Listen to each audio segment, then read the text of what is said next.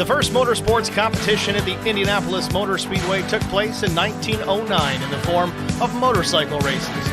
Automobile races would soon follow. When the track's original surface of crushed stone and tar proved problematic, the owners paved the track with more than 3 million bricks, giving rise to its nickname, the Brickyard. It wasn't until Memorial Day of 1911 that the first 500-mile race was held at the Speedway and won by Ray Haroon and his Marmon Wasp. What quickly became known as the Indianapolis 500 became one of the nation's leading sporting events through the 1920s and 1930s. To win the Indy 500 was to achieve instant notoriety. The names of early winners like Tommy Milton, Lewis Meyer, and Wilbur Shaw are indelibly etched in the annals of American motorsports. A nationwide ban on motorsports during World War II nearly spelled the end for Indy, which lay in ruin when a consortium headed by Indiana businessman Tony Holman purchased the facility in 1945. Holman and his partners invested heavily in the facility and expanded the spectator capacity to the point that the Indianapolis Motor Speedway became the world's largest sporting arena for the Indy 500, the world's largest single-day sporting event with crowds regularly topping 350,000 people. The March of Progress also included a gradual process of paving over the bricks with modern-style asphalt. By 1961, resurfacing had been completed, leaving just the famous yard of brick at start-finish as a tribute to the tradition of the Brickyard. In 1994, IMS President Tony George consummated an agreement with NASCAR to stage stock car racing, the Brickyard 400 at the Speedway. The first open test session for NASCAR drew nearly 10,000 fans, and a new chapter of motorsport was added to Indy history. Tonight, it's the Black Horizon Truck Series Brickyard 200. And it's next on HBR TV. Good afternoon, everyone. Welcome to Indianapolis Motor Speedway. I'm Steve Singer with HBR TV, bringing you the Black Horizon Truck Series Brickyard 200, the penultimate race here in this series. We're getting ready to narrow this points field down from 10 into 4, rolling into Chicagoland Speedway next week. Let's take a look at those point standings as they stack up. Sam Fontaine, Brandon Alphin, Justin Bondurant, Jason Dalton, Luke Strayer, your top 5. Stephen Miles, Chris Dean, Brian Sutphin, Sean Petchin, Alex Cummings, the top 10. Those are the drivers denoted in the red color. Everything else below from 11th on down in gray. That is the best of the rest standings. Basically, a point standings for those that have a chance to score some points, but not in the championship running.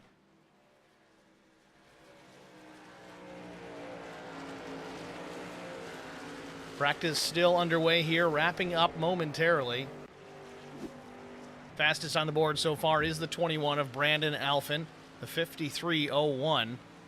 Just about 6 minutes remain here in the practice session. Then we will get into a short 5-minute, 2 laps qualifying session to set the field in the pole position for tonight's Brickyard 200. 80 laps the race distance.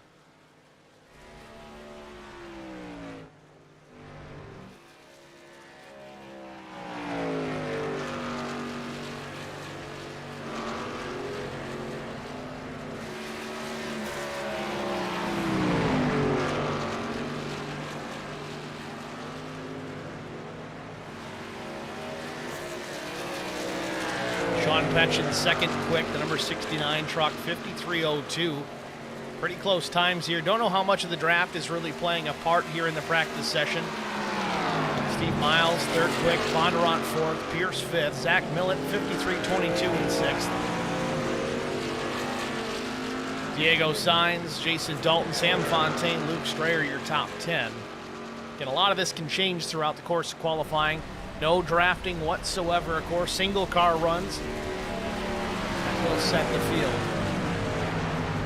While practice is underway, though, let's step aside, get a quick break out before we get into qualifying. Stay with us. We'll be back after this.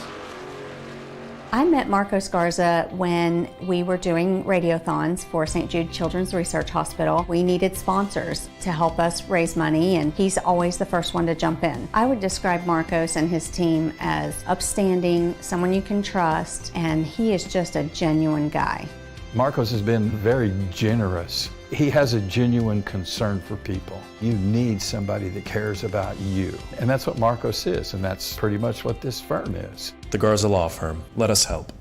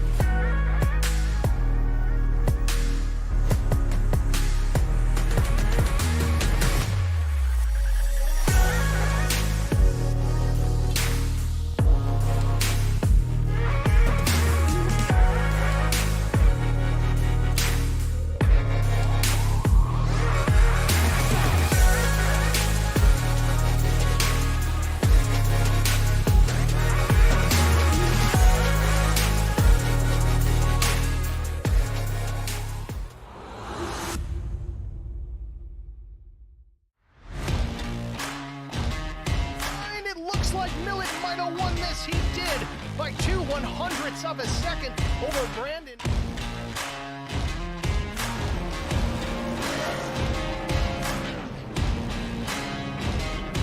That S4 guy off turn 4 for the final time sees the checkered flag. It waves. It belongs to the 315.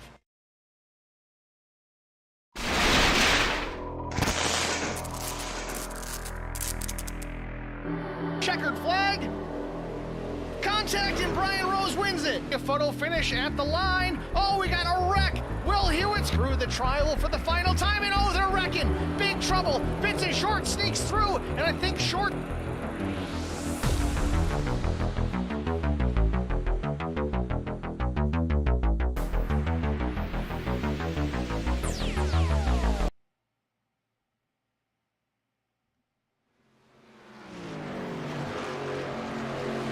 Back at Indianapolis here, just a minute remaining in the practice session before we roll into qualifying.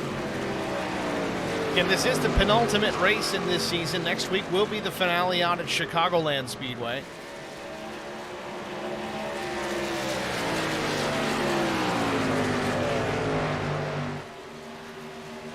This does wrap up our tour of Indiana. We were at Lucas Oil and here at Indianapolis Motor Speedway, but on the road course last week, and now here we are on the big track.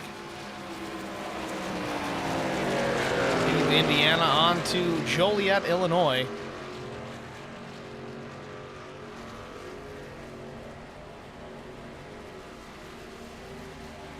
So Brandon Alphin is going to finish out here in the 52s. Again, a bit of drafting certainly at play here. Take a quick look at the weather. Track temp.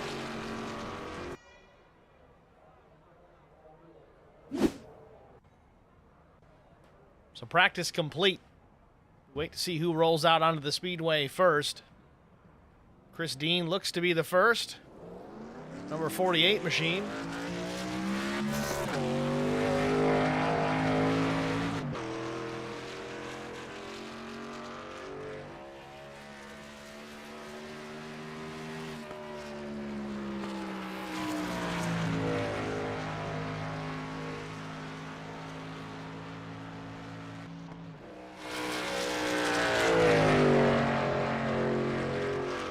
So we saw lap times below 53 seconds in practice. Again, I'm not anticipating seeing that kind of a time in qualifying. Again, the draft coming into play there quite a bit. These trucks do punch such a big hole in the air. You've got very long front and back straightaways here in Indianapolis.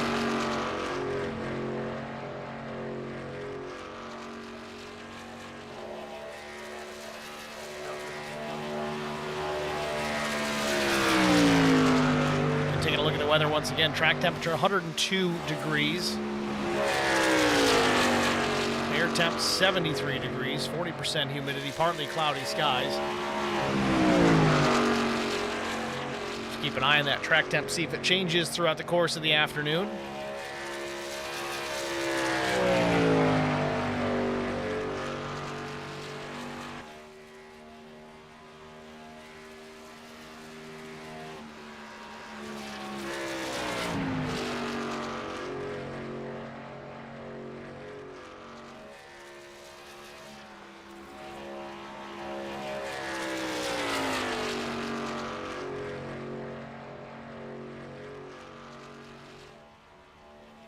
Christine back to the main straightaway.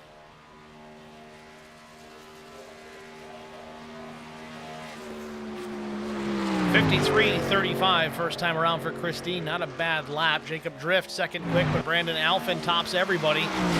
21 machine goes P1.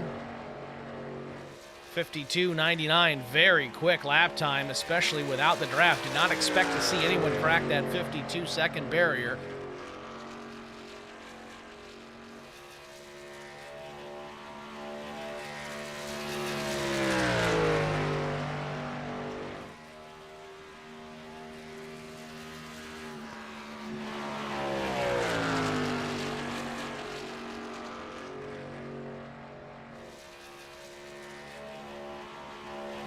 Sean Petchin, second quick, 53.05, another fast lap.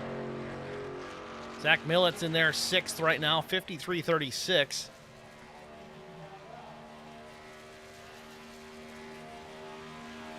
Alphin across the stripe.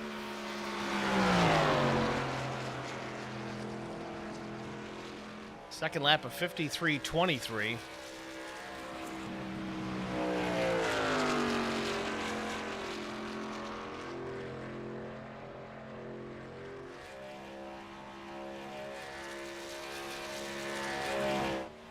Zach Millett down the main straightaway here. See if he picks up on lap 2. It's a 36 the first time, and 18 picks it up a couple of spots. 4th fast for Zach Millett. Steven Miles, the number 7 machine, got a few wins on the season already. Certainly a contender.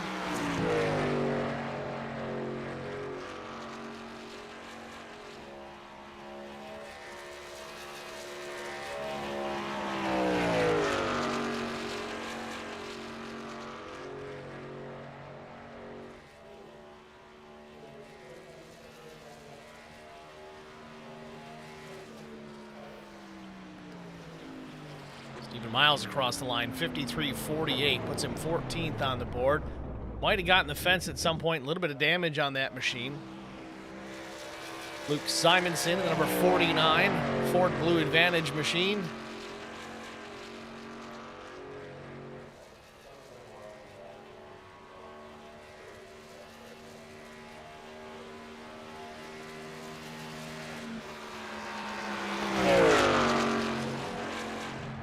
First lap for Simonson of 54.42. Might just be a waste lap.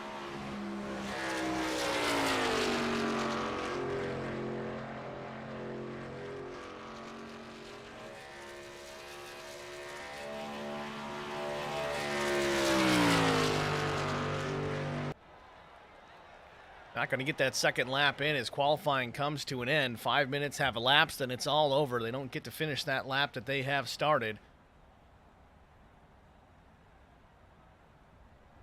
To our starting grid here in just a moment.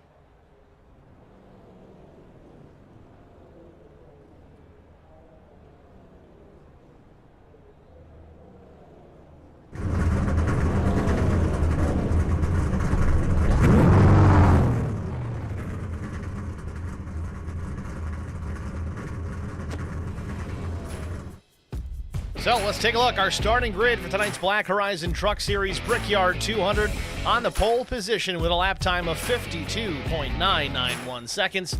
It's Brandon Alphin. Outside front row, the number 69 with Ace Racing, Sean Petchin. Row number 2, Ben Pierce, the number 65, teammate to Sean Petchin. Ben Pierce will roll 3rd. Zach Millett, Howler Boys Racing, the 315 starts in the 4th position. Sam Fontaine, the number 77 out of Canada, will start 5th. Luke Strayer, the number 41, starts in the 6th position, while 7th goes to Jason Dalton in the number 2. Luke Daniels, Apex Sage Team 5150, he'll start in the 8th position, while Justin Bondurant rolls 9th. Chris Dean, the number 48, will start 10th. Diego Sainz, the number 44, with Gunslinger Racing, he'll start from the 11th position, with Matt Telder, Lap 1 Legends, will starting 12th. Trey Anderson starts 13th this afternoon. Cameron Ingram in the 5, he'll start 14th. Steven Miles in the 7, got a few wins this season already. He'll roll mid-pack in the 15th position. Brian Sutphin, the number 26, starts 16th. Jacob Drift, the number 14, will start from the 17th starting position with Cedric Ingram rolling 18th. 19th goes to Joey Lattiser. 20th, Luke Simonson. And 21st, last but not least, the number 40 of Tyler Brewer. It's your starting grid here for the Black Horizon Truck Series Brickyard 200. One lap behind the pace car before we get the green flag, but again, a long 2.5 mile distance around this big, giant facility we know as the Indianapolis Motor Speedway.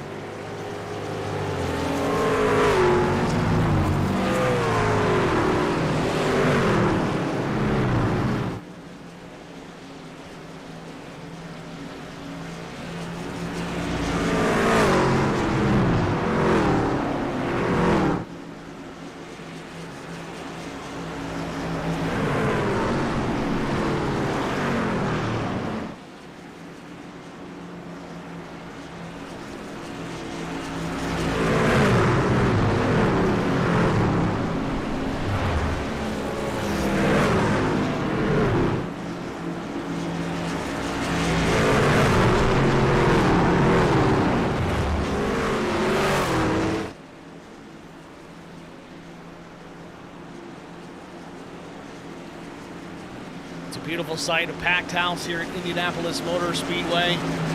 NASCAR race trucks on the track.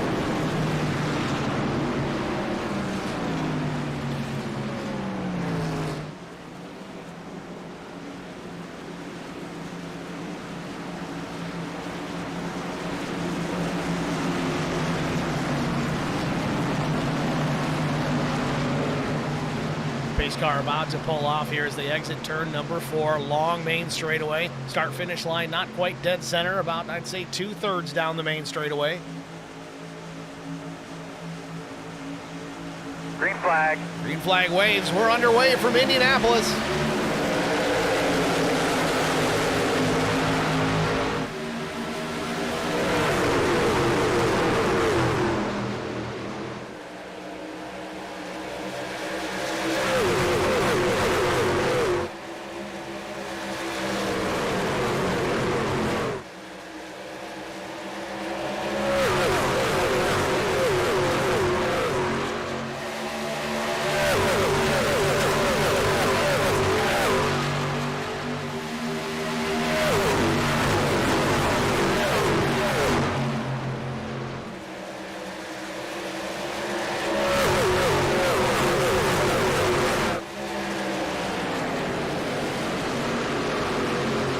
Lap 1 about to be in the books here. Field working out of turn number 4. Brandon Alphin with the race lead. Sean Petchin runs second.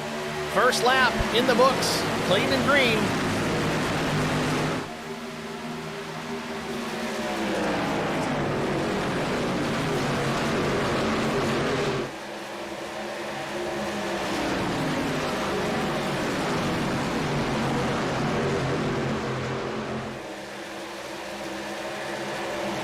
Action already starting here mid-pack. Luke Daniels under fire from Justin Bondurant.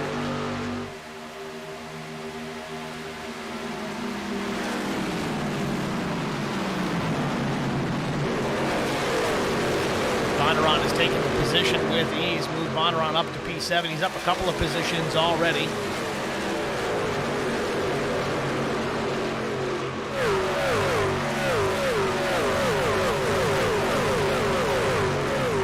Miles alongside Diego Sainz. That's also for position 12 to be specific.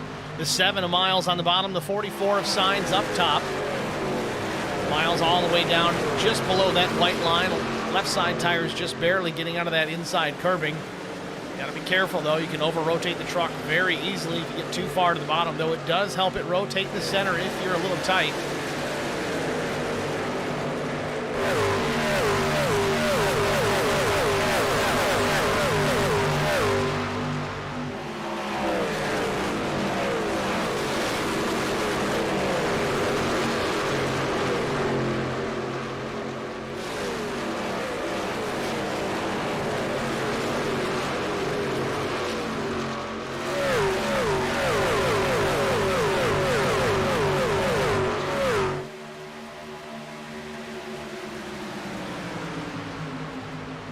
Miles continues to move forward, now put some pressure on Chris Dean. That's for the 11th position.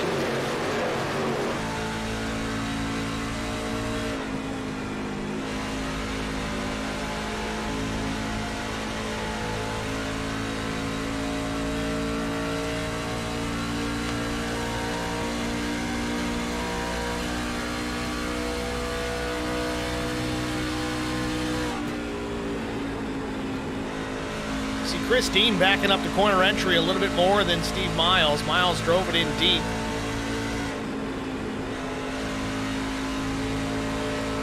Personally, and I could be wrong, at least my strategy with this racetrack is you charge turn 1, you back up your entry into 2. So you got to battle for position. And you kind of do the same thing in reverse. You charge turn 3 and you back up your entry to 4. The reason for that is you got such a very long straightaway on the exit of those corners. You want to be able to get back to the power sooner than later and carry all that speed and momentum down those long straightaways. It's not that Indianapolis is a road course. Yes, there is one in the infield. We're not running that today, but you almost have to treat those 2 corners very similarly to a road course.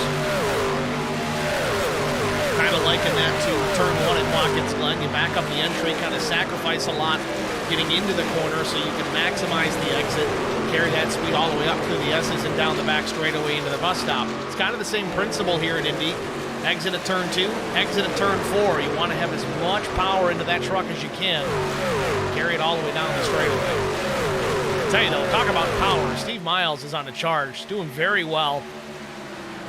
We've watched him these last couple of laps here. He's gone from 13th up into 9th. This racetrack certainly suiting his driving style at this point in the race.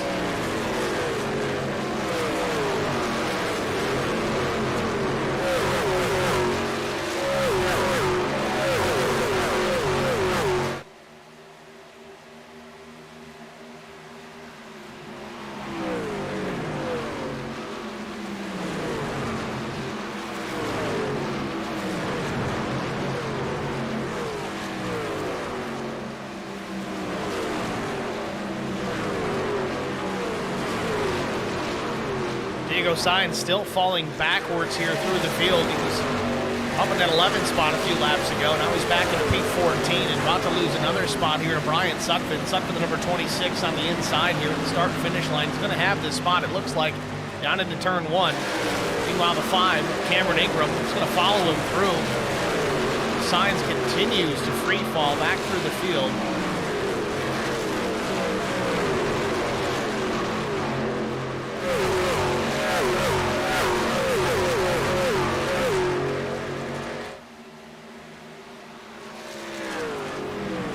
Check on things out front once again. Brandon Alphen, your race leader. He's got almost a full second lead on the 69 of Sean Petchin.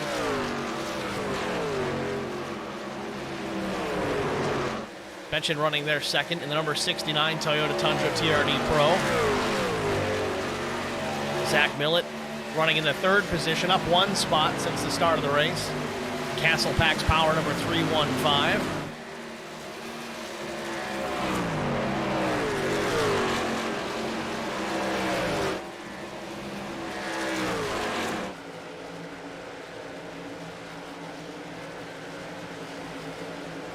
Diego Sainz hanging on to that 15th position that did tuck in behind the 26 of Brian Sutphin, was able to defend against Cameron Ingram. Ingram now, he's got some trouble out his back window. It's the 14 of Jacob Drift.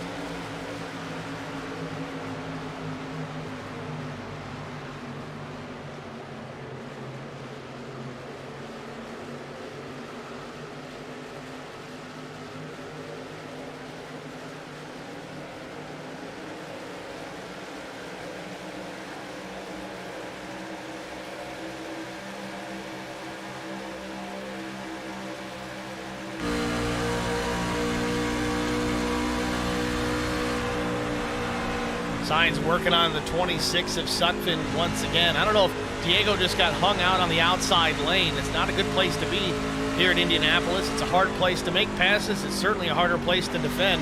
And it looks like he missed his entry there into turn number 2. That's going to cost him a lot of time down the backstretch. The other thing too is, again, this track is very tricky. It's obviously been here a long time. Design-wise, certainly not anything you would expect to see built by today's standards. Yes, it's modernized. Yes, it's ringed with grandstand seats and technology. Now it is. But the overall layout itself, very unique, very distinct. 4 specific corners, though relatively similar. They're not identical. But it's narrow in the corners. There's not a whole lot of room to work. Really have to know where your turn-in point is, your lift point is, and as you tuck in behind the 26 of Sutphin here in this case, it can be challenging for Diego to see exactly where that turn-in is. Find those markers on the racetrack. Sometimes it's a skid mark, sometimes it's a logo on the wall, maybe it's a caution light, who knows. The closer you get to the truck in front of you, the more difficult it is to see those marks.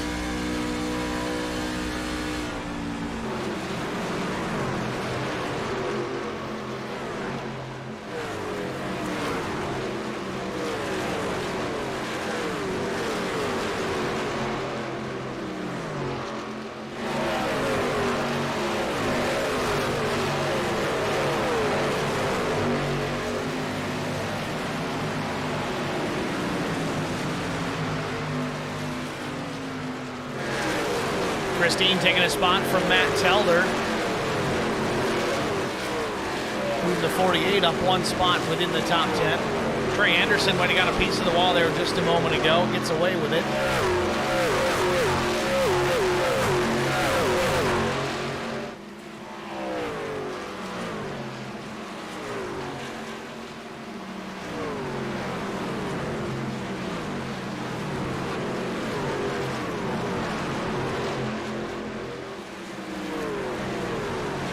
Of Honoron also getting a piece of the wall. Right side damage on a number 11. Got a bigger chunk than we think, unless that's more than one impact he's facing there. Honoron hanging in the 11th spot, down 2 positions. Give another call to Steve Miles up into the 6th position. He's still marching towards the front, up 9 spots so far. Talk about hard charger. That's in 12 laps. He's up 9 positions. Place like Indianapolis, it's so hard to pass. It's so momentum-based. Special kind of skill set to get that done.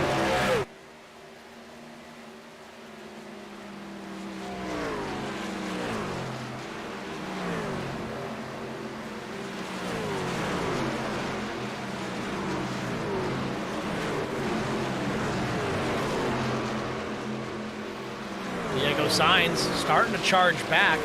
Is taking a position away from the 26 now, Brian Sutton. Remember, a handful of laps ago, took it away with ease from the 44 of Diego Sainz, but now things have kind of switched around. Some might think Indianapolis Motor Speedway, a place you can't really save tires at, just given the high speed that you've got to run.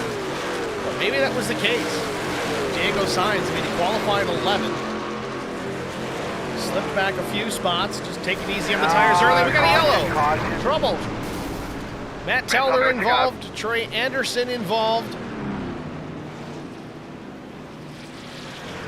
13 laps in, our first caution of the day. Almost looked like Anderson wasn't too thrilled with that one. He was starting to get some revenge of his own, but decided against it.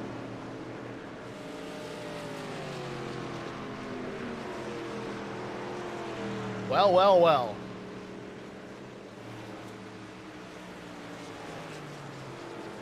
Let's take a look. Oh, Telder was right there to the outside.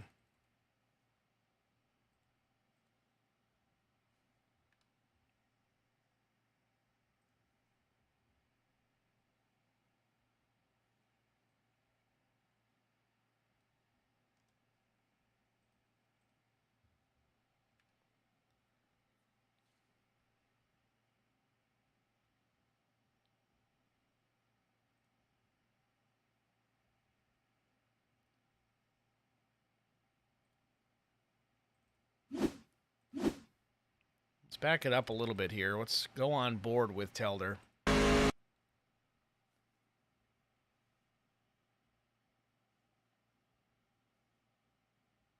It's hard to say. Telder definitely comes down, but it looks like he's just starting his turn in for the corner. And it's either Telder starts to turn in too soon or the 85 of Trey Anderson was late to turn in. I know they're real close trying to time it there, but contact was made nonetheless.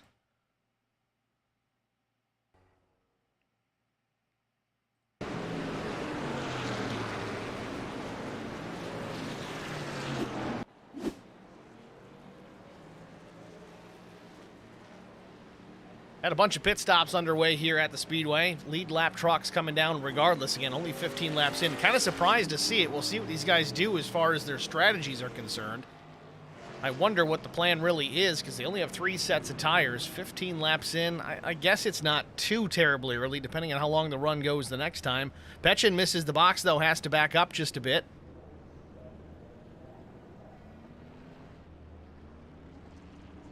Going to be 4 tires and fuel, looks like, for just about everybody.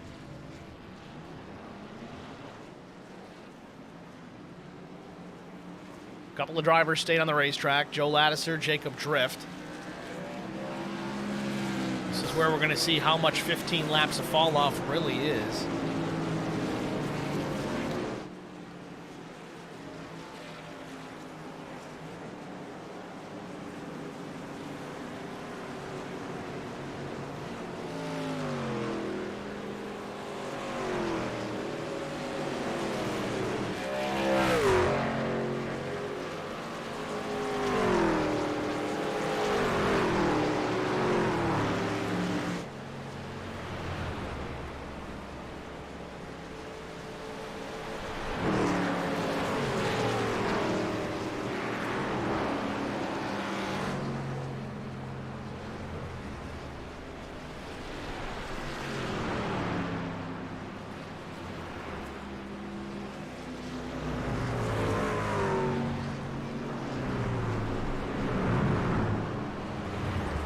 So still working our first caution of the evening, 15 laps in.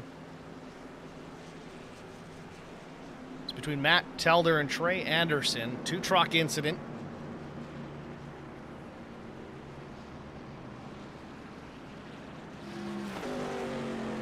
Let's get one more look at it. Another perspective.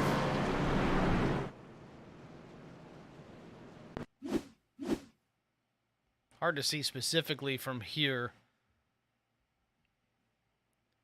But I can back it up one more time. There's another onboard for Anderson. Right side of his truck. This might be the telltale here.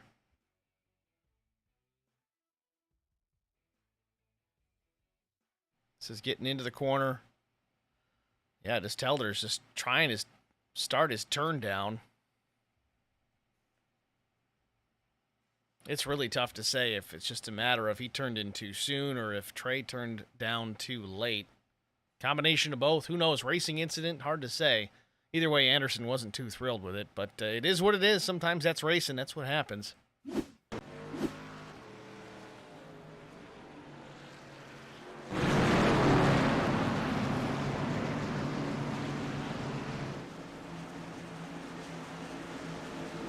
Well, pace car lights are off, so we are on the one to go. Restart's going to come here with 17 laps up on the board.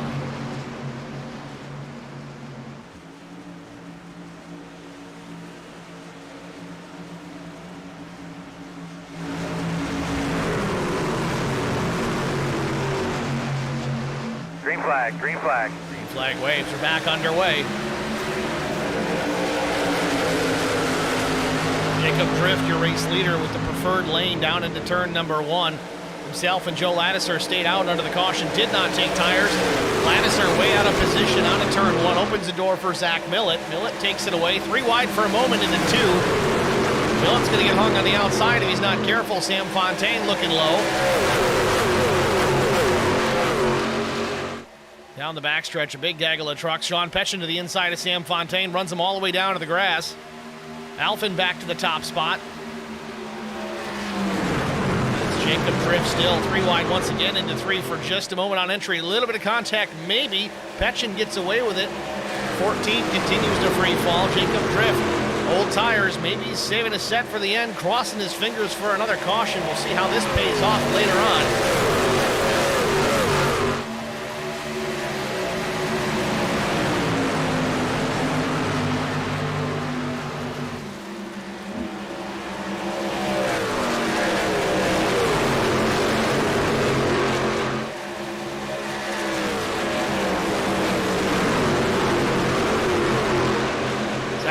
Shuffled back. Kind of talked about that briefly for a moment. He got hung on the outside with Fontaine down low. So that not be the preferred position quite a bit early on for many drivers.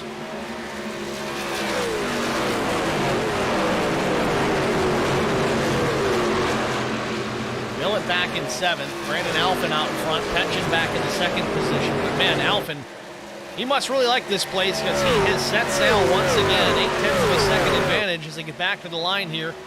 19 laps go up on the board. Just about quarter distance here at Indy.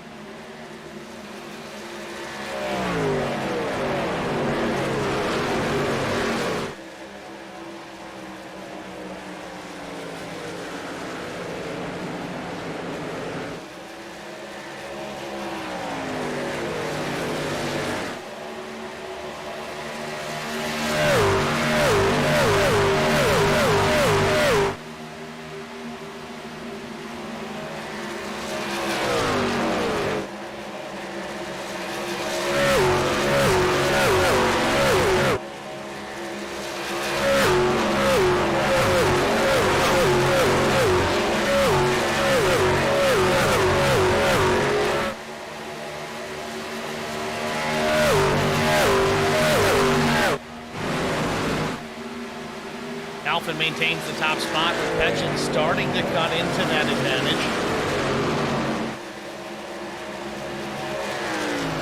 Just like that, though, through 1 and 2, Alphin takes it back away, puts it over 8/10. Don't know if there was a small mistake from Sean Petchen or not, or if Alphin just gets through that section of the racetrack that much better. Deficit still maintained at just about 0.8 of a second between the 21 and the 69.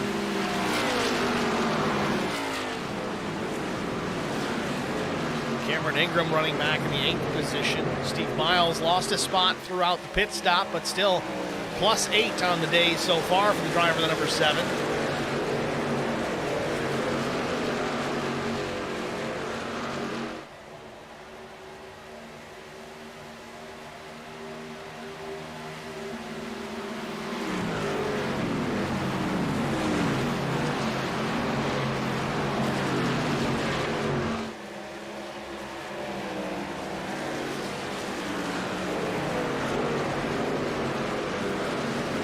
Slides up the racetrack, opens the door for Steve Miles, and now Miles' next victim could be Zach Millett. He's got to complete the pass, though. Dean battling back, though the outside is not going to be the preferred place to be.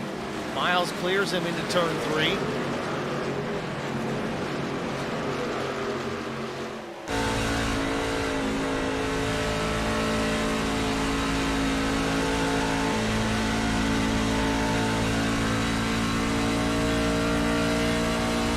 Millett with about 4/10 on Steve Miles here down the main straightaway.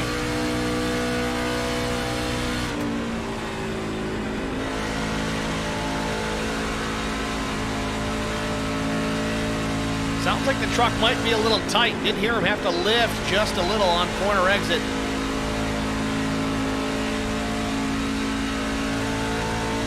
That's really the key, though. We talked about this racetrack and these trucks. That combination tends to make it more of a momentum-style racetrack. Got to keep up that momentum, keep up your speed, shed as little as possible to make it through the corners effectively.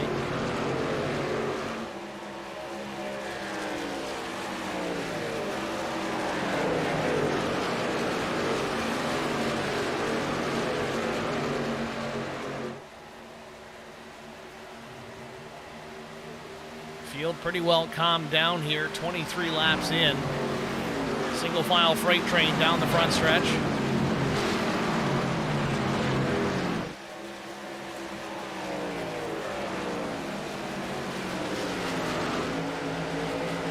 Got Luke Strayer trying to do something with Sam Fontaine here, the 77. Had to check up a bit, lost some momentum. He's going to open the door, I think, for Millett. Will Millett have enough to make the move here? He's going to take a look to the inside, down the back stretch. Has position on the 41 into 3. And Millett drops the left sides on that curb just a bit. Clears the 41 out of the corner into the short chute. Now into turn 4.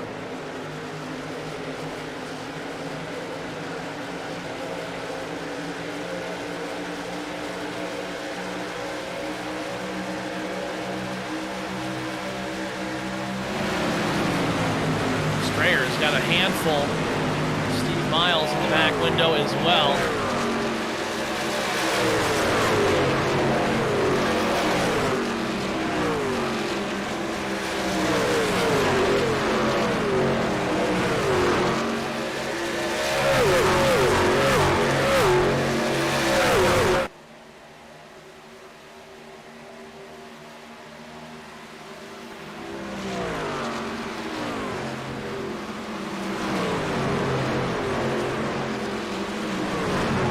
Shaping up now for the 3rd position. Sam Fontaine having to defend against Zach Millett. Millett finding some pace here late in this run.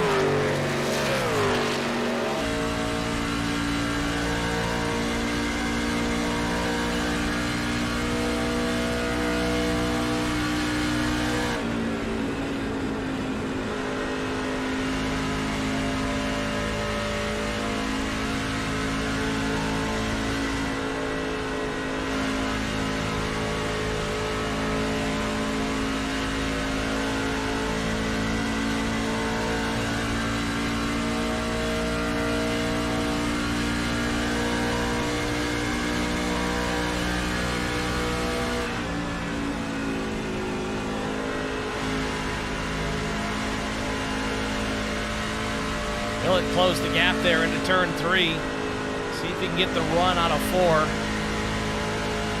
Meanwhile, Steve Miles has made the pass on Luke Strayer, so Millett's going to have Miles on his back door again.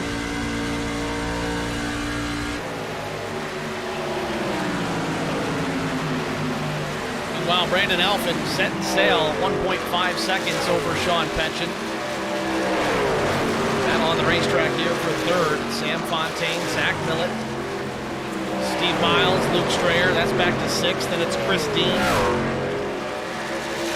Cameron Ingram, Jason Dalton.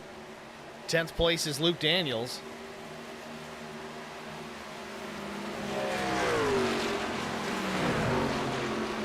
"26 laps in here from Indianapolis. We're going to jump out and get an HBR TV side-by-side break out of the way. Stay with us. We'll be back after this.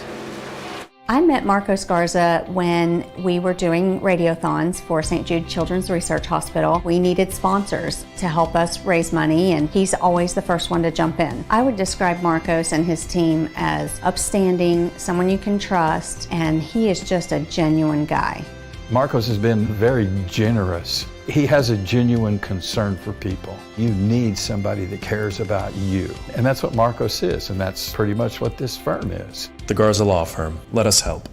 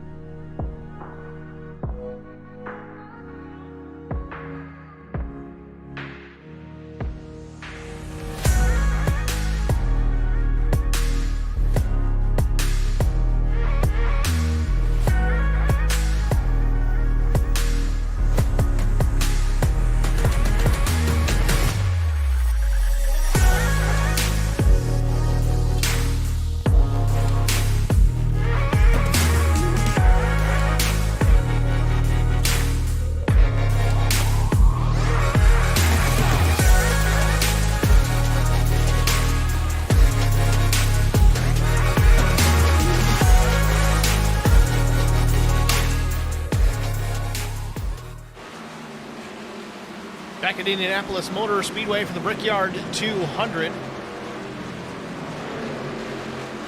Brandon Alphin continues to lead. He's been there out front all afternoon long. 2 seconds the advantage over the 69 of Sean Petchen. His lap 31 goes up on the board. About 10 shy of halfway. Alphin sounds like he's already trying to save some fuel. Let's go on board and listen.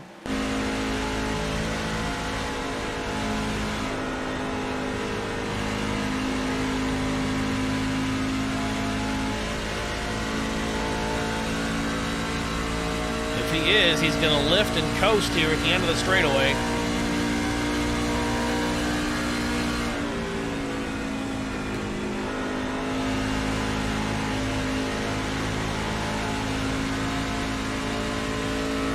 Didn't that time. So far, still in the throttle. He's shed a little bit of advantage over Sean Petchen. It's down to 1.9, but nothing to get too concerned with. Listen again into turn one.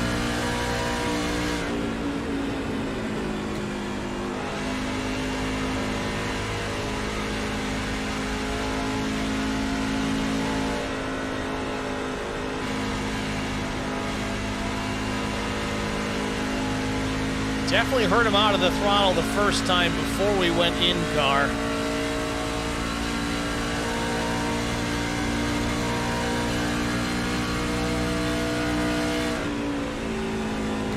Not the case anymore. Back in the throttle. Maybe just being a little more ginger with it. Still turning some quick laps though. Last time by a 55.38 to Sean Petchen's 55.25.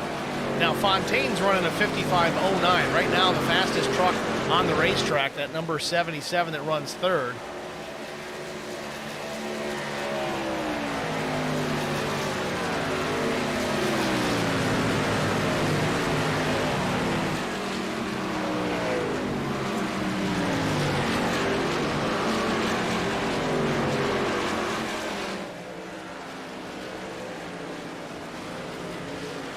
All but for one caution so far. Been pretty clean since the drop of the green flag this afternoon. Yellow flag coming out of lap 13 for Trey Anderson and Matt Teller, but other than that, things have been pretty good. We got a battle for the third position though. It's the 7 of Stephen Miles. No, actually this is the 14. Jacob Drift trying to work his way back through the field and unlap himself.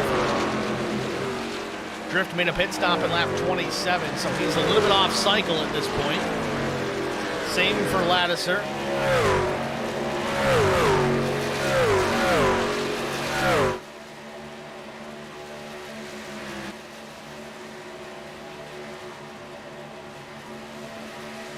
Ben Pierce, the number 65, battling for position here with Cameron Ingram. This would be for a spot within the top 10. Pierce has it. Cameron Ingram trying to challenge and take it away.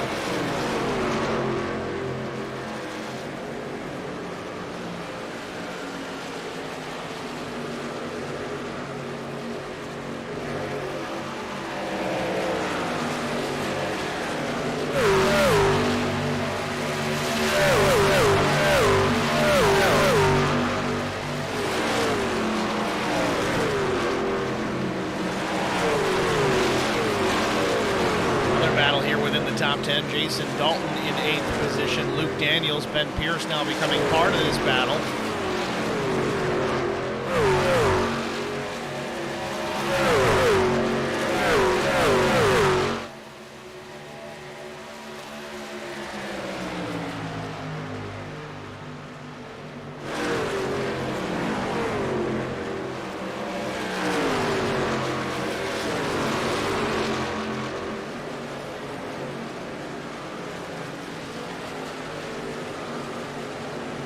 Dalton not at too much of a risk for losing that 8th position just yet, though Luke Daniels does have some pace. He does have his hands full with Ben Pearson behind him.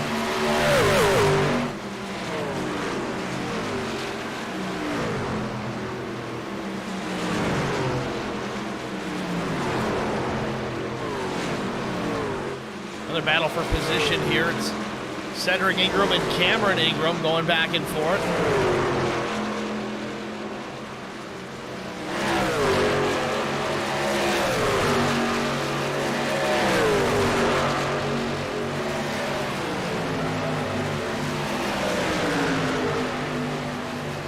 Cedric takes the 11th position. Brian Sutton coming into the mix now as Cameron Ingram drops back a couple of positions. Lattiser not 1-4 position though. Again, we talked about him. Made a pit stop. He is not on the lead lap presently. Just kind of in the mix here with these 4 trucks. Cameron Ingram having some handling problems. You saw him swing the tail end of the truck out. Might have got a piece of the wall. It was minor, enough to kick up some dust, but he's lost a ton of momentum down into turn 3. Cedric Ingram kind of in command here of this small trio of trucks. Himself and Brian Sutphin and Joey Lattiser there in the 23, not on the lead lap presently. Like guess the question remains now, how far can these guys go on a full load of fuel? 100% fuel load is what they are allotted here tonight. Actually, they can probably stretch it quite a ways. It's more of a matter of tires. Again, the fastest laps of the day here in the low 53s.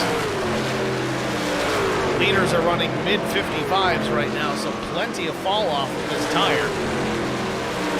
Something you certainly do like to see.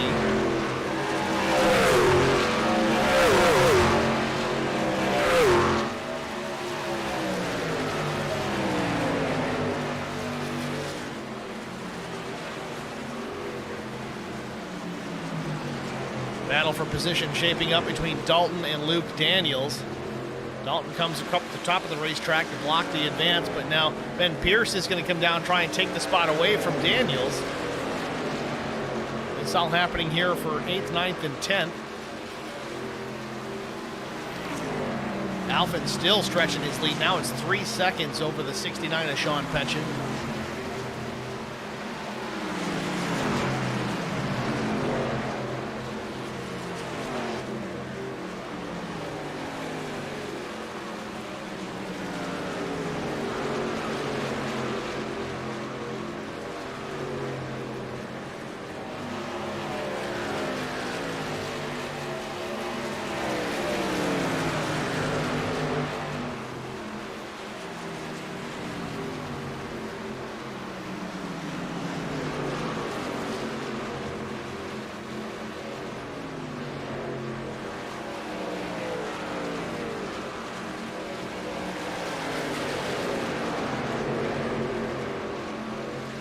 Looks like Luke Daniels is going to come down pit lane here.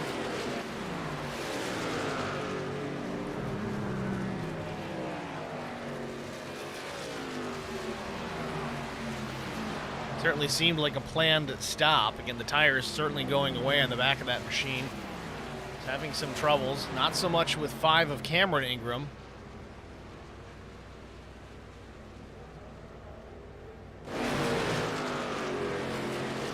Cameron Ingram remains on the racetrack. Luke Daniels in the pit lane here. Scheduled stop, it appears.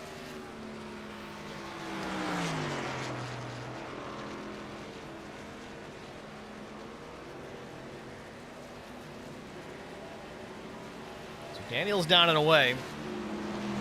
Good stop, 14.6 seconds. 4 tires and Sunoco race fuel. Back out there. He's going to rejoin in about the 18th position. Track is big enough, he might be able to get back out there and stay on the lead lap. Remains to be seen. Brandon Alfin rolling through right now. It just depends on how quickly Daniels can get up to speed down the back straightaway here, as we're just about halfway from Indianapolis.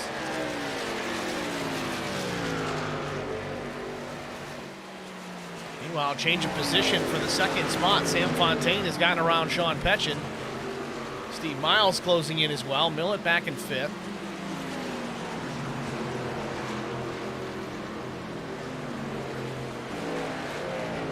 Let's take a look at that pass for the lead. Or, I'm sorry, for pass for second. Just getting down into turn 3. Looks like Fontaine had to run down the backstretch and just went to the bottom, had the space to clear the 69, done it with ease. Not much of a fight from Sean Petchen there.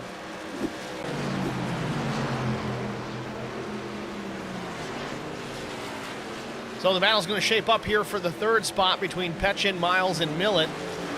I'll tell you, keep an eye on Steve Miles, man. He is going to be a challenger here this afternoon. If he had a better qualifying position, I don't know if Alfin would have the lead that he has.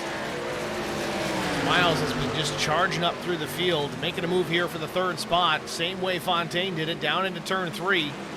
Goes to the bottom, Petchen forced up in that top lane. Millett's going to take advantage too into 4.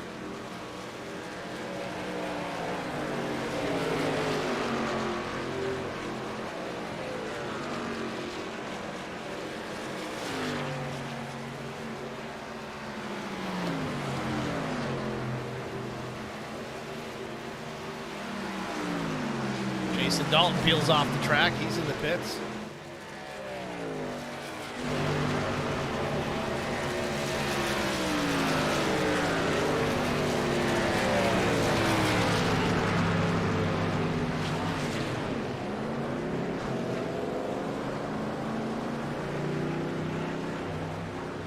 Tyler Brewer leaving the pit lane as well. Tyler not having a good go of it. Some damage on the right side of that truck. Started out of the back of the pack. Kind of hovering around there most of the afternoon.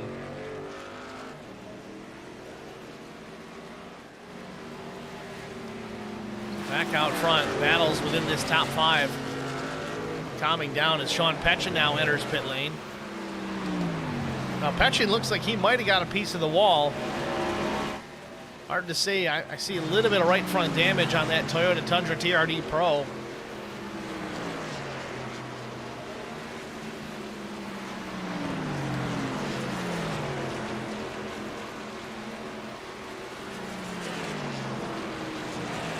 Yeah, right side damage pretty considerable, it looks, for Sean Petchin.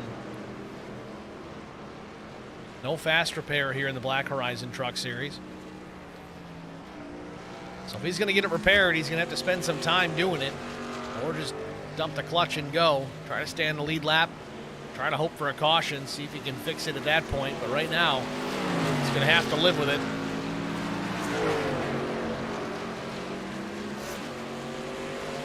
Steve Miles peels off, making his scheduled stop.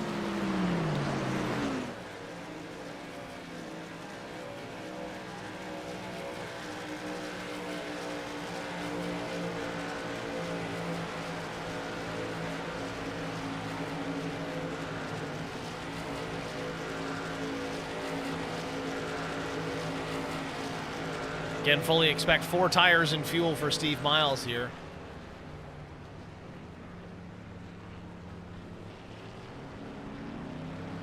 Just too much tire fall off to go with 2. You might be able to try it if you can really gain a ton of track position here late in the running.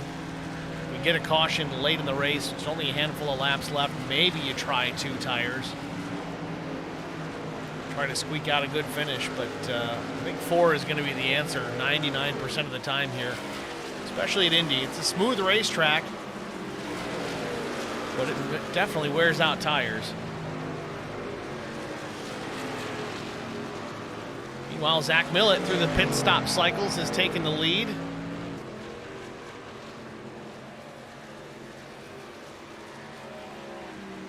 Brandon Alphin, Sam Fontaine, Cedric Ingram, Brian Sutphin, Trey Anderson, Cameron Ingram, Diego Sainz, all on pit road at the same time.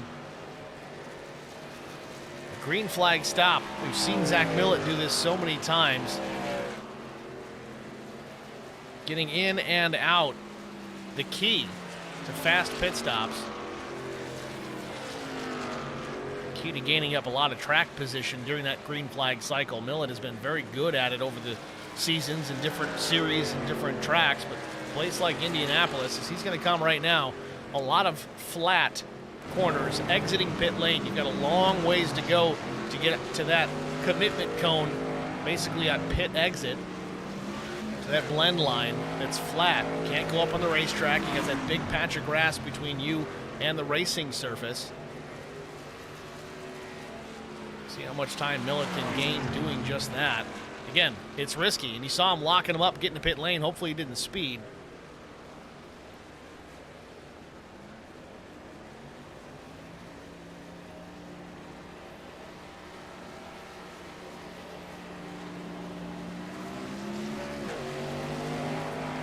Drops a jack, Millett down and away, 4 tires and fuel for the 315.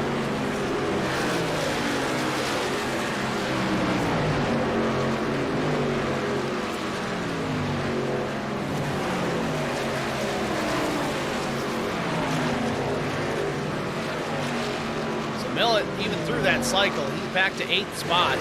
Don't know where he lost it. It might have just been the fact that he stayed out a little bit later than everybody else. Cycles back into the 8th position, 7 seconds behind the race lead. Now his lap prior to pitting was in the 56-second range, which is a full 3 seconds slower than that fast times that these guys have been running. Millett's best of the day of 53.41. So combination of staying on the racetrack a lap longer. Guys in pit having the fresh tires. I mean, there's 3 seconds in just 1 lap that he's losing. It's tough to make that up just on the pit out, even if you are fast. Still maintains his position in the top 10. But things have cycled right back around. Brandon Alphen, Sean Petchen, the top two. On a 3-second gap between Alphen and Petchen.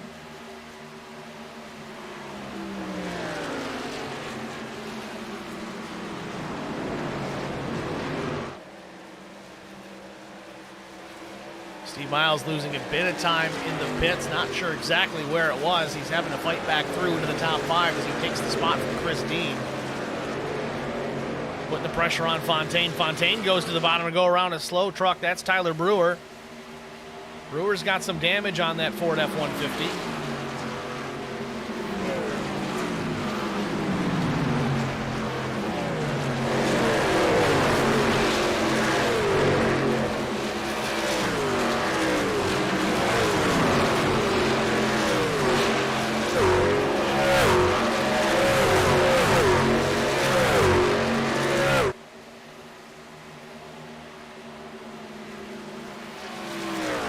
Starting to snake their way down the straightaways here. Oh, a little bit of connection problem for Luke Daniels for a moment. Where did he go?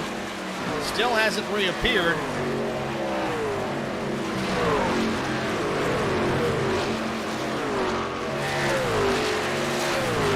Saw it happen here live. Luke Daniels was in the picture for a moment and just all of a sudden disappeared.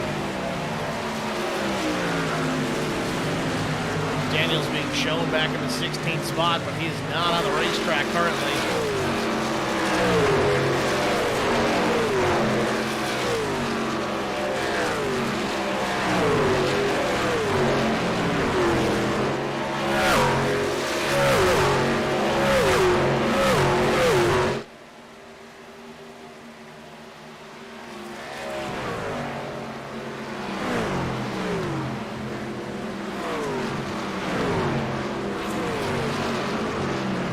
Sam Fontaine's got his hands full here with Steve Miles.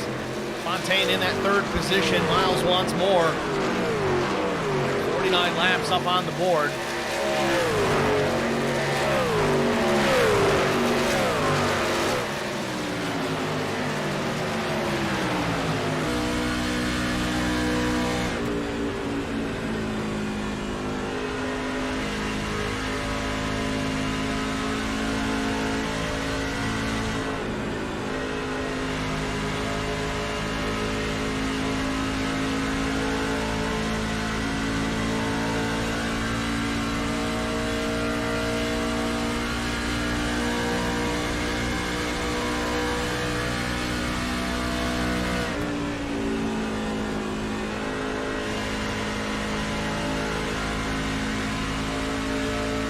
Bit of a connection issue for Steve Miles for a brief moment. He comes back in, thankfully.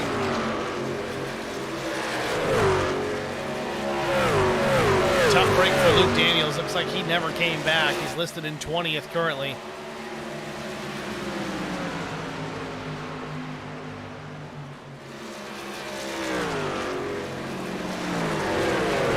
These two, Sam Fontaine and Steve Miles, have caught Sean Petchen for P2. Petchen 6 seconds behind Brandon Alphen.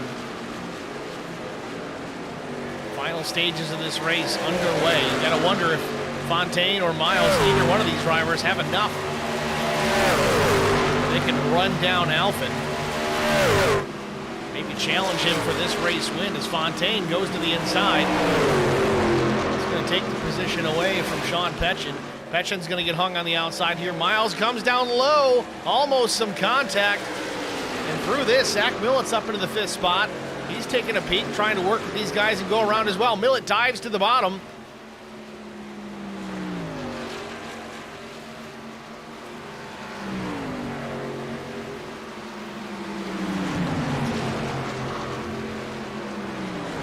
Millett takes the spot from Steve Miles. I don't know if he just caught him sleeping or had a perfect opportunity, but there he went. Sean Petchen is next one there. Fontaine's up into the 2nd spot. Petchen in P3. Millett drops to the bottom again, turning that truck hard left out of the corner to try and get to the inside.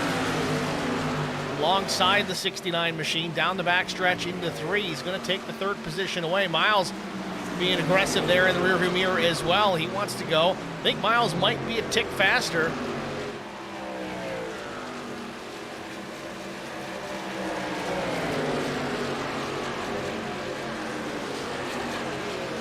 Three laps complete here from Indianapolis Motor Speedway. We're going to take another HBR TV side-by-side break. Stay with us. We'll be back after this. I met Marco Scarza when we were doing radiothons for St. Jude Children's Research Hospital. We needed sponsors to help us raise money, and he's always the first one to jump in. I would describe Marcos and his team as upstanding, someone you can trust, and he is just a genuine guy. Marcos has been very generous. He has a genuine concern for people. You need somebody that cares about you. And that's what Marcos is, and that's pretty much what this firm is. The Garza Law Firm. Let us help.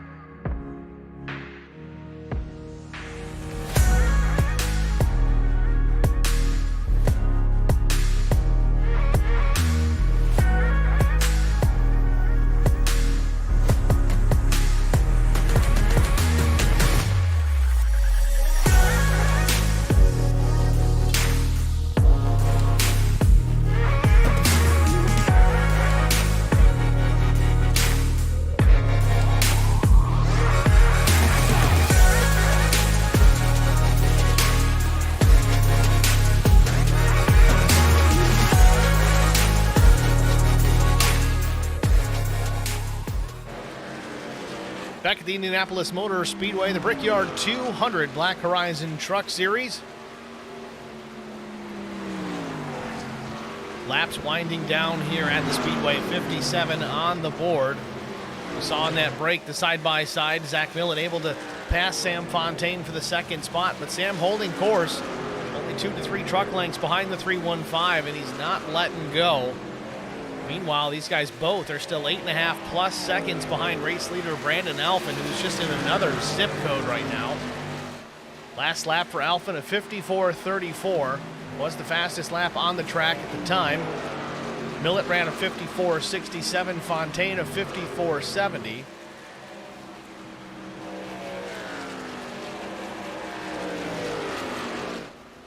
But you see it, Millett and Fontaine off turn 4, while Alphin just now getting into turn 1.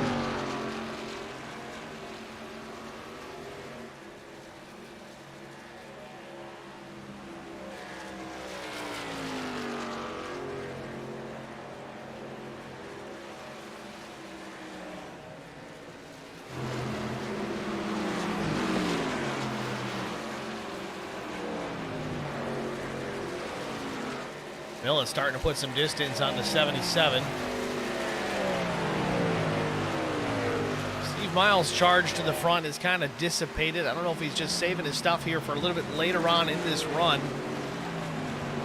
Again, we will see one more green flag stop before this one is over, provided we don't get a yellow. We have only had one issue on track that brought us under the yellow flag. It was lap 13 with Matt Telder and Trey Anderson.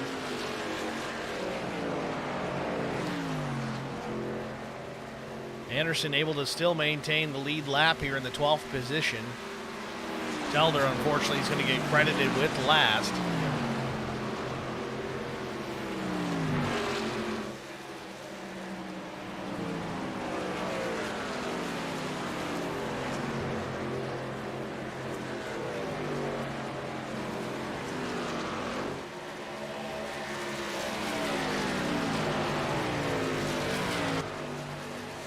More connection issues with Steve Miles. We've seen it a time or two. It has not been significant. Certainly makes you worry, though.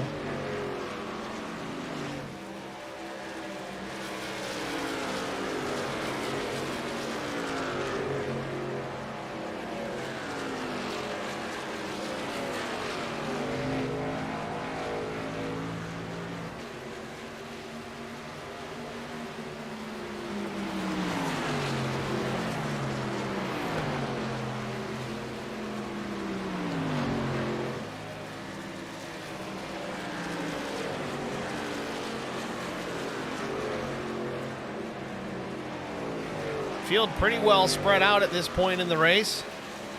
And we've got 8.5 seconds from race leader Brandon Alphen back to Zach Millett. About another second between Millett and Fontaine. About 2 between Fontaine and Miles. 3 back to Petchin.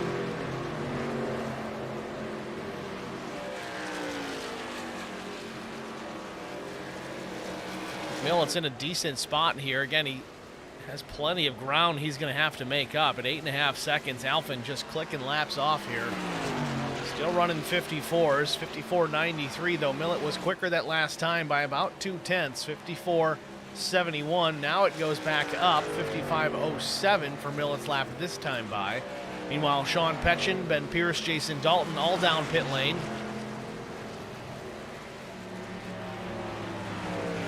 Likely to be the final stop of the day for these drivers.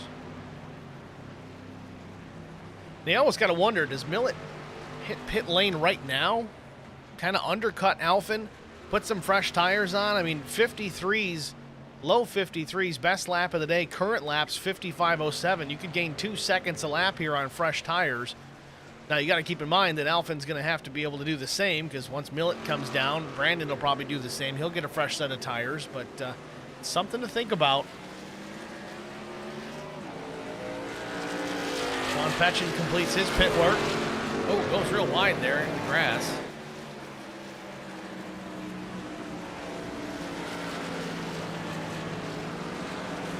Loses a lap to race leader Brandon Alphen.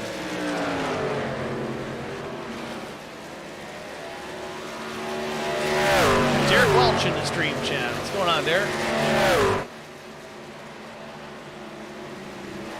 Trucks in Indianapolis.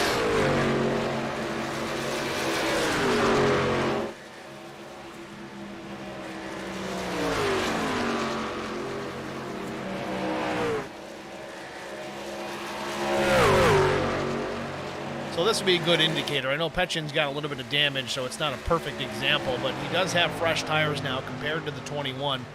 He's going to get his lap back the old-fashioned way, goes to the inside, and he'll probably drive away from the 21. 2 or 3, 4 truck lengths between them just in the short chute. Sam Fontaine makes a pit stop, his final of the day. Maybe he's thinking undercut.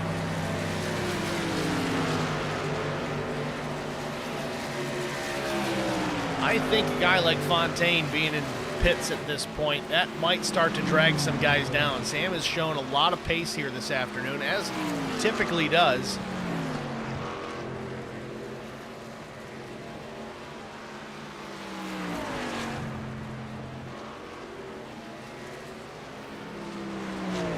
Fontaine down and away. Good stop. 14:48.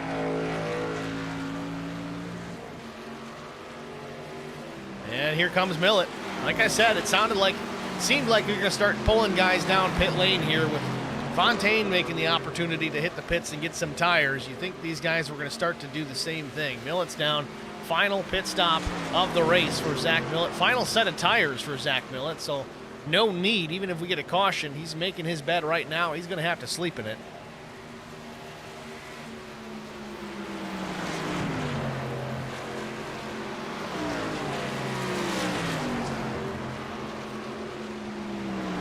Didn't quite see the entry to pit lane this time for Zach Millett. He's down and away, 14.85 seconds for the 315, the Castle Pax Power Chevy Silverado.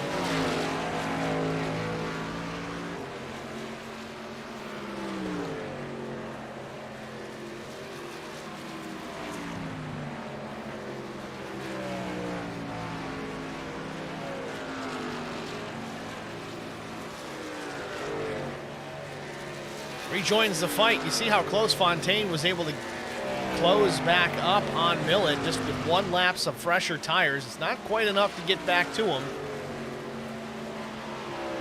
Meanwhile, Brandon Alphin, now he's down pit lane. He's going to make his final stop. Steve Miles is going to take over the race lead. First lap's led today for the 7 truck.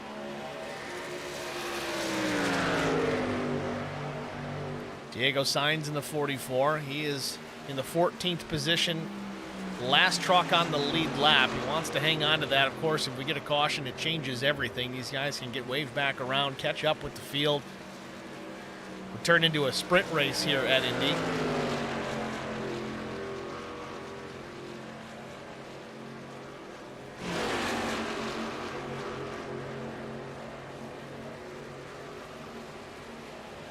Miles finishes up the pass on Diego Sainz. So I think Steve Miles' strategy here at this point is, I'm going to go another lap or two. This is just a guess. Then bolt on tires. Versus these guys who made their stop a little bit earlier as compared to him. He'll have a little bit fresher rubber throughout the rest of this race, so he can really push all the way to the end. Just have to see how that tire strategy equalizes against those that pit sooner. Miles has been fast all day long, where he started further back in the pack, didn't waste any time working his way towards the front.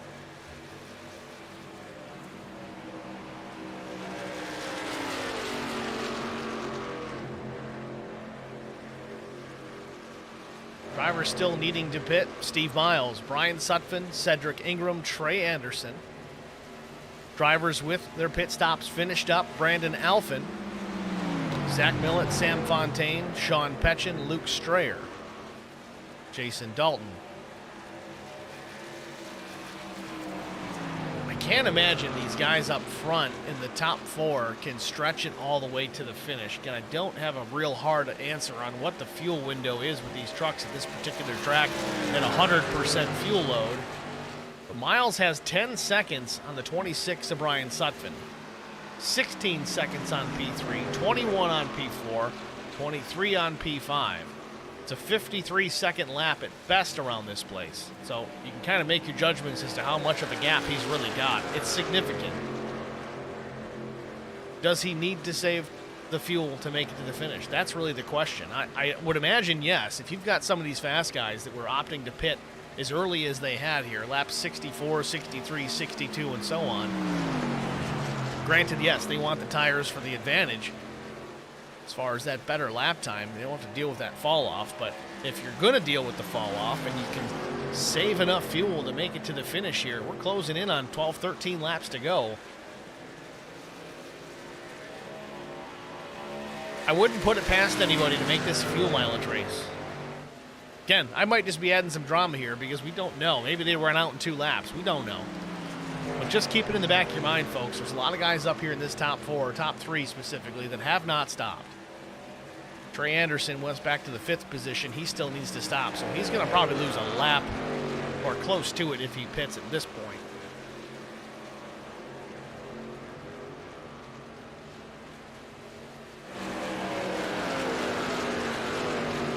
Nobody challenging Brian Sutphin. Nobody challenging Cedric Ingram. Brandon Alphen, first truck with fresh tires and a full load of fuel. Running in fourth. Trey Anderson just relinquished that fourth spot to Alphen. He's still on old tires and light fuel. See Zach Millett way back there as well. He's running P6. Millett, though, 5.3 seconds back. He gained about 3 seconds pitting when he did. Kind of doing that undercut on Alphen. He's still quite a ways back, though, and it remains to be seen what these top drivers here still leading this race. Miles, Sutphin, and Ingram have up their sleeves. They approach lap 70 here from Indianapolis.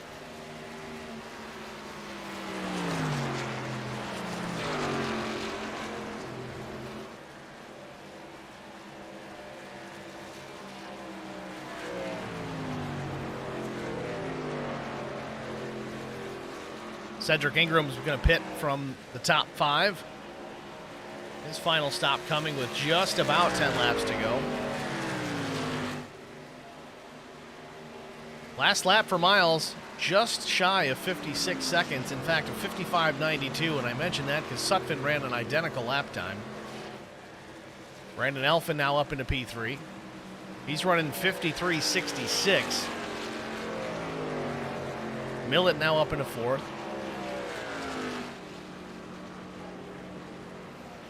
At the rate that this is going down, even if Miles can make it on fuel, if he's running 55s and 56s to Brandon Alphen in 3rd running 53.66, Alphen should catch Miles here in about 5 laps. So we've got 10 to go.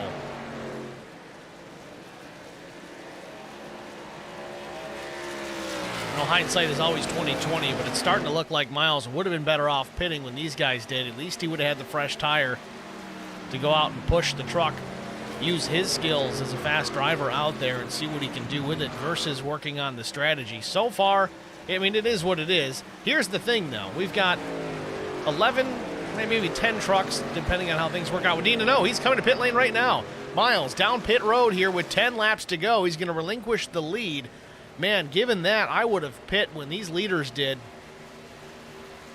Might have been waiting for a caution, would be my guess. I know it's kind of tough to do here. We've only had the one this afternoon. But if we had a caution, he's the only guy out there, only a couple guys really, that have a set of tires left. He could have come down pit lane, picked up a set of fresh tires, while everybody else who made their stop in the lap 60 marks had to stay out. So now the question remains, how long before Sutphin has to pit? He's your race leader now, but Brandon Alphen, he is right there as well. 9 laps to go. Brewer getting a lap back.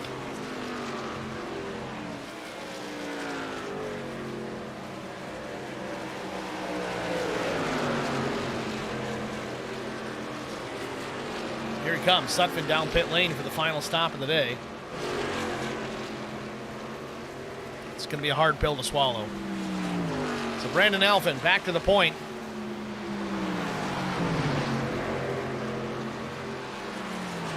Zach Millett runs P2 about 4 seconds back.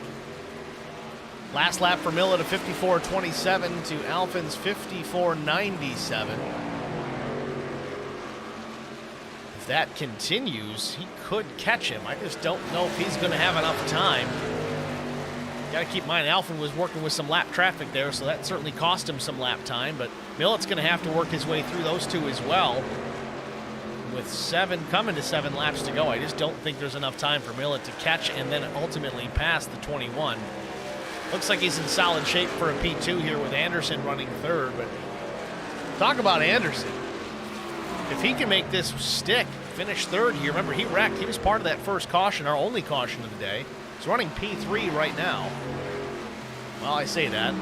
He peels off, he hits pit lane here with 7 laps to go. He was gambling as well, hoping we'd get a caution for something. So your top 3 now, it's Brandon Alphen, Zach Millett, Sam Fontaine. Sean Petchen is cycled back to P4. Luke Strayer's 5th.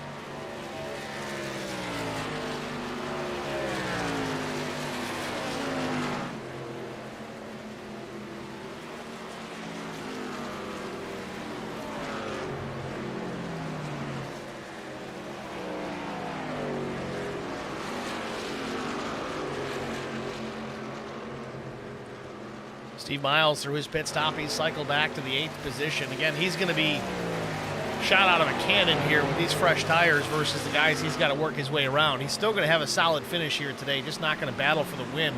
Again, the caution could come out still. He did maintain himself on the lead lap, so if we do get a yellow, he's going to still have that tire advantage. So not all is lost as of yet. He just needs luck to fall his way. While Alphin's still out in front, 4.3 seconds over Millett. Gap significantly closer between the lap times with Alphin and Millett. Alphin ran a 54.57, that is. Millett ran a 54.45. So Millett's still a tick quicker, but 1 lap newer tires. And Alphin's still having to work through some lap traffic. Not really helping his cause. Lap still ticking down, though. 5.5 to go. Not even as he's back to the main straightaway, looking for 5 laps to go as he crosses the yard of brick.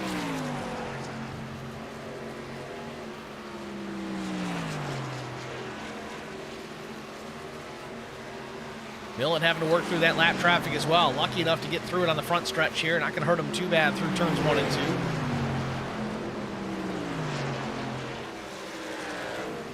Fontaine just getting into 1. Sean Petchen halfway down the front stretch.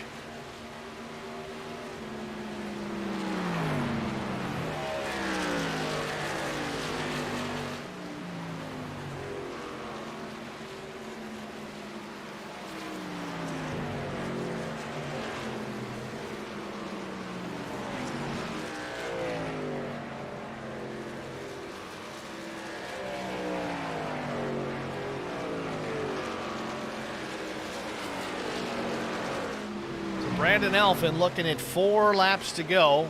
Zach Millett still running in that 2nd spot, unchallenged. Sam Fontaine back in 3rd, 12 seconds back from the 21. Sean Petchen in 4th. Luke Strayer not too far behind, within striking distance. 1 lap newer tires on the 41 versus the 69 of Petchen. If you can catch him, might be a battle there. We'll see. Steve Miles also closing in, though. He's got much newer tires. His pit stop came in lap 71.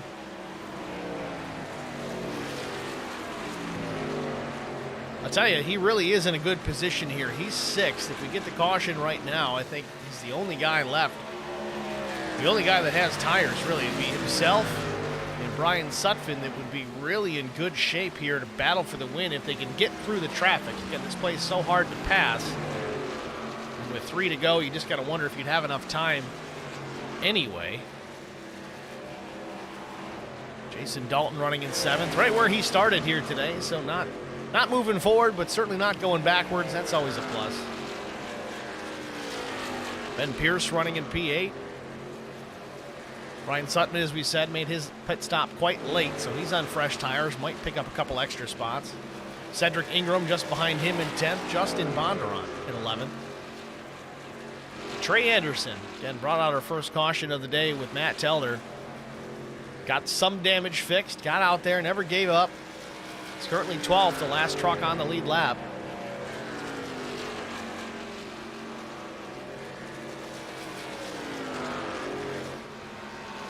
Brandon Alphin coming to 2 laps to go, hoping to cap off a dominant afternoon here in Indy.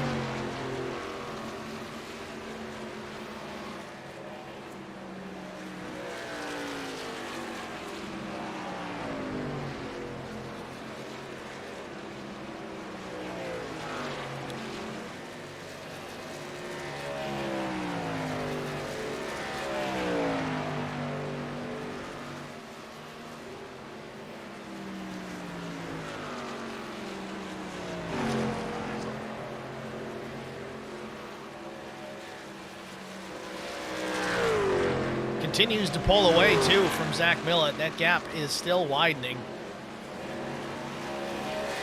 Driving away the sunset. 1 lap to go for Brandon Alphin. White flag in the air. 2.5 more miles, and we'll cap it at 200.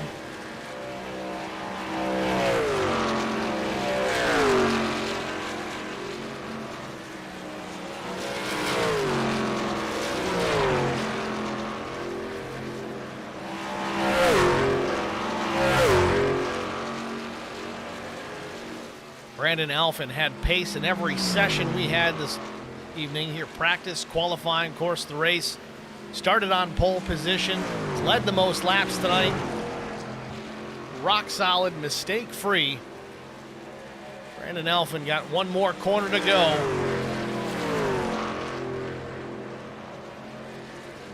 Cleanly through turn 4 and back to the Indy main straightaway. Looking for a checkered flag. Across the yard of brick, Brandon Alphin wins the Brickyard 200. Going away. Zach Millett crosses in P2. Sam Fontaine is going to take home the 3rd spot.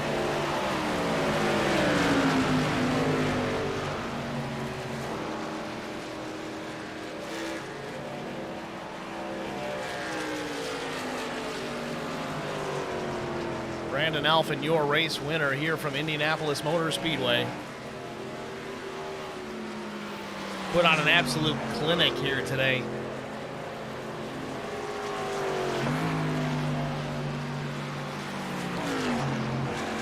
Solid finishes for Zach Millett. Up a couple of spots, finished P2. Sam Fontaine started 5th. He gets P3. Great run for Steve Miles. Started 15th. Brings it home with the top 5 in P4.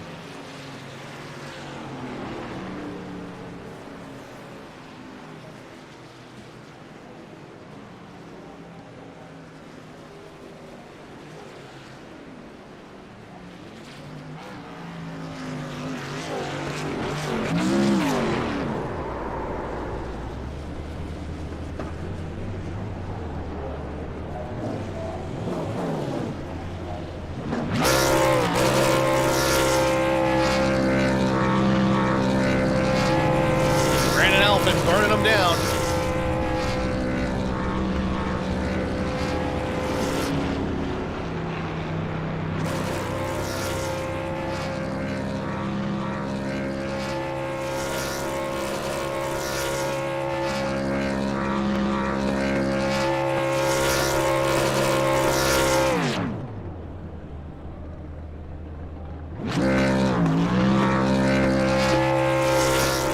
It on the yard of brick and lights them up.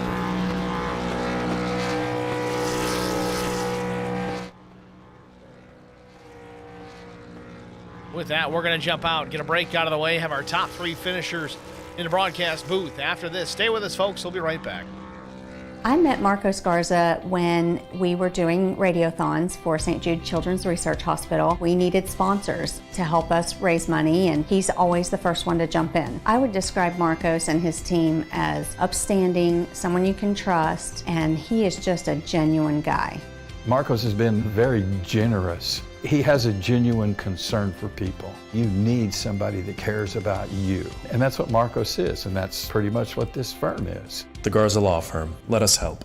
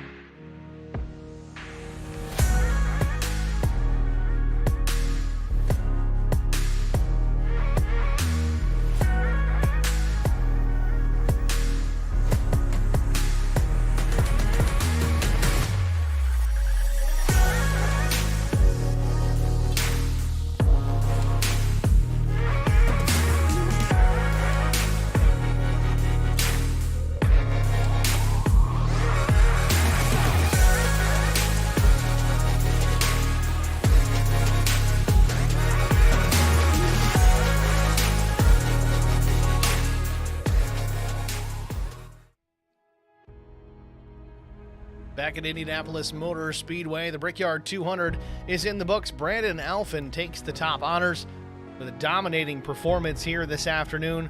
Let's pull the driver, the number 21, up into the broadcast booth and get a word with our race winner. Brandon, it's Steve in the HBR TV booth. You got a copy? Yep, I got you. Brandon, congratulations, man. This is just your place, it seems. What's the secret? Because you just kicked everyone's butt. I've just, funny thing is, actually my first league, I think I might have told you that last week, my first league win came here at the Indy Oval. So I've just kind of, for whatever reason, maybe it suits my driving style. I just kind of, as far as saving tires and stuff, you just kind of really trying to drive it off the right rear. And I like coming to this place. Well, we talked to some drivers pre-race about saving tires and how a place like Indy with the high speeds down the long straightaways, it's kind of difficult to do that while still maintaining pace. Is there still a way to really save the tires at a place that's this fast?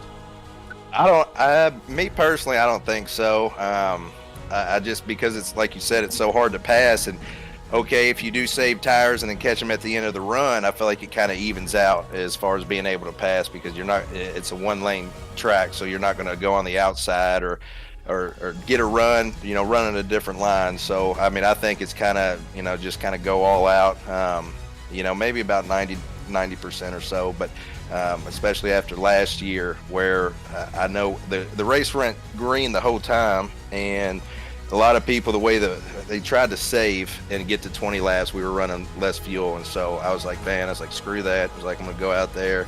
I felt like I had good pace, and so just wanted to try to set the tone.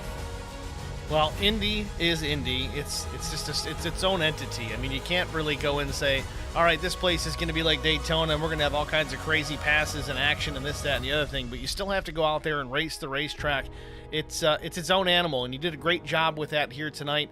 Put the power down, you put the thing on the pole, and you led it as almost every lap. Certainly led the most here tonight and brought home that checkered flag. So congratulations on the win.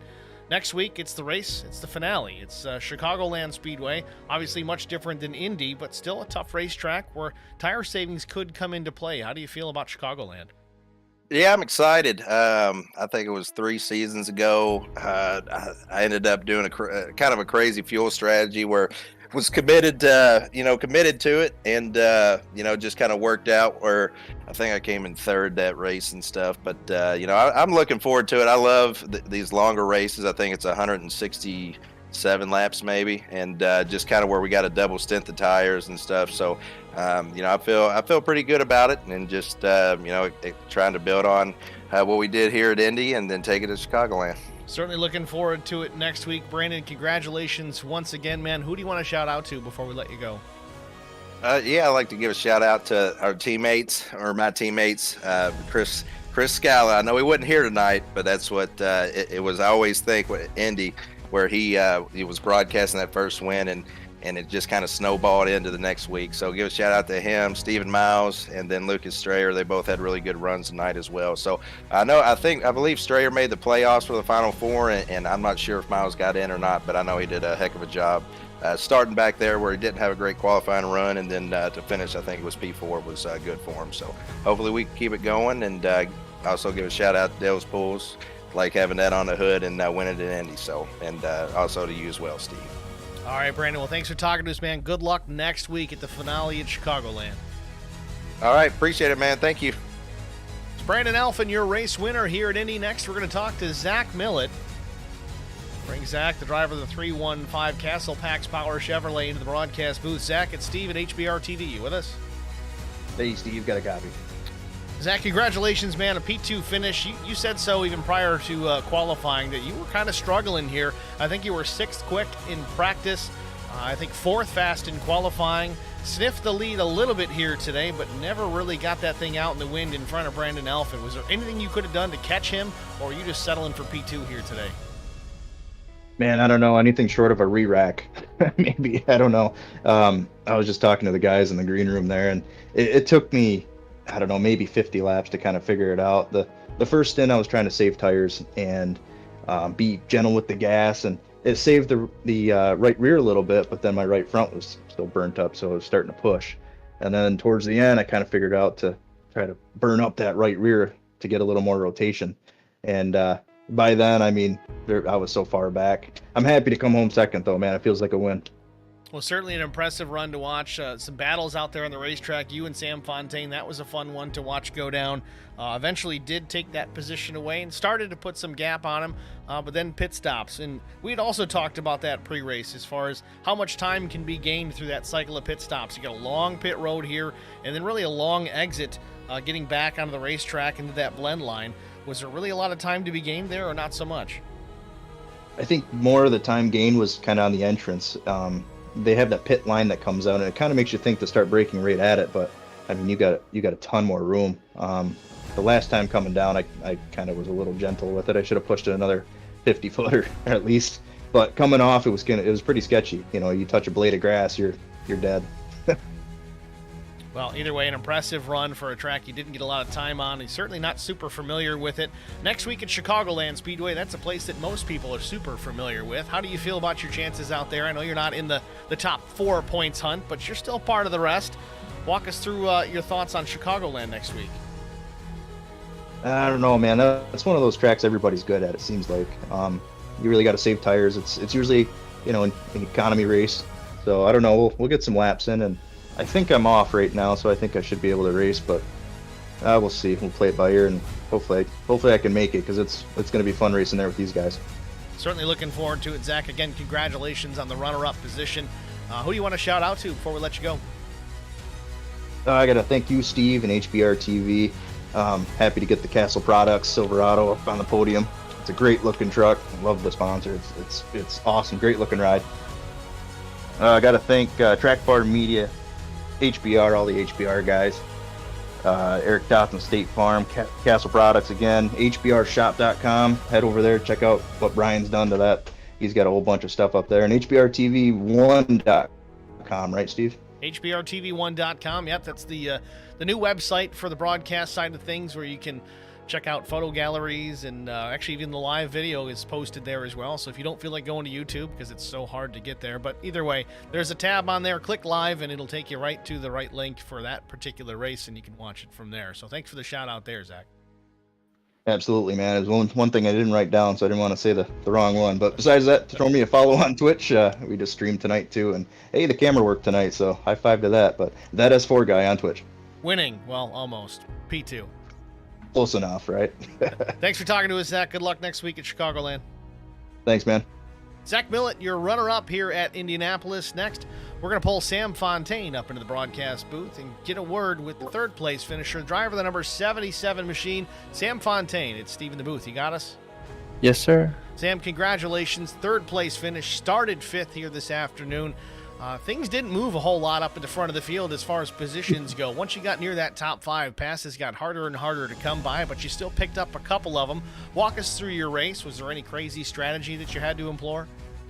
No, I mean, the goal was just to be smart early on and like middle stint. Like the goal was just to conserve the tires, and we just saw what happened. The passes were easier to get like later in the run, and that's why we got like up front like that. After that, like I didn't have the pace that those guys has. They figured it out way better than me on short runs. So no, pretty good results for tonight, and looking for next week in the final race of the season. So last race of the season, man, they went by in a hurry. We're at Chicagoland next week. Obviously a much different type of racetrack than here at Indy. Really nothing compares to Indianapolis. But how do you feel about Chicagoland? And Zach's comments were everybody seems to be pretty good there. So how do you feel about your odds?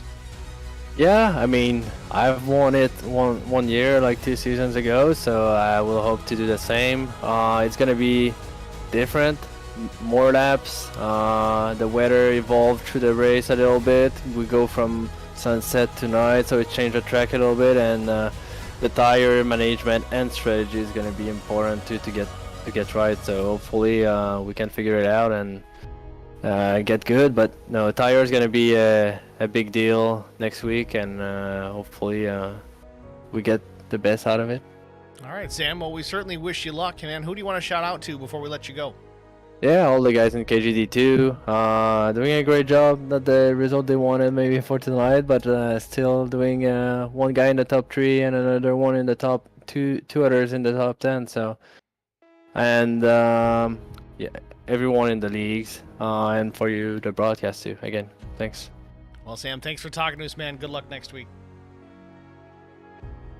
Sam Fontaine, your third place finisher here at Indianapolis Motor Speedway. Big congratulations to all the drivers here tonight.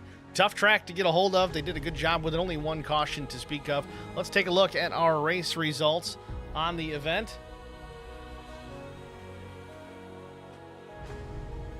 Promise you, we'll try and get it up here. Brandon Elfin, P1. Zach Millett, Sam Fontaine, your top three. Steve Miles finished in fourth. Sean Petchin was fifth. Luke Strayer, P6. Jason Dalton was 7th, Ben Pierce P8, Brian Sutphin was 9th, Cedric Ingram P10, Justin Bondurant was 11th, Trey Anderson 12th, Cameron Ingram 13th, Jacob Drift was 14th, Diego Sainz in the 44 was 15th, Joey Laddister P16, 17th finisher was Luke Simonson, Tyler Brewer finished in the 18th spot, 19th finisher Chris Dean, 20th went to Luke Daniels, 21st Matt Telder, rounding out the field 68 laps down, of course, involved in that first caution. That's going to wrap it up for us here at HBR TV from Indianapolis Motor Speedway. I'm Steve Singer, congratulating Brandon Elfin on his race win, the Brickyard 200. We'll see you next week at Chicago, everyone. Thanks for watching. Have a good night.